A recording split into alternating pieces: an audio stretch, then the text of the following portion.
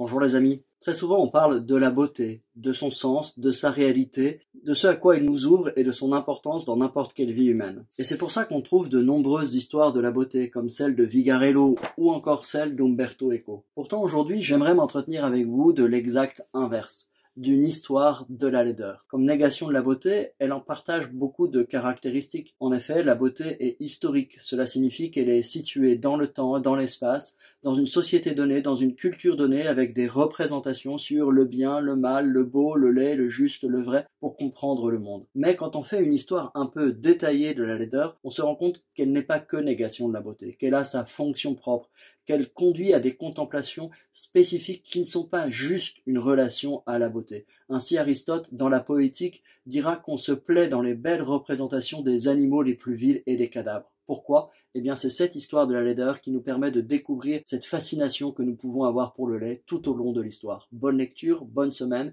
et à la semaine prochaine.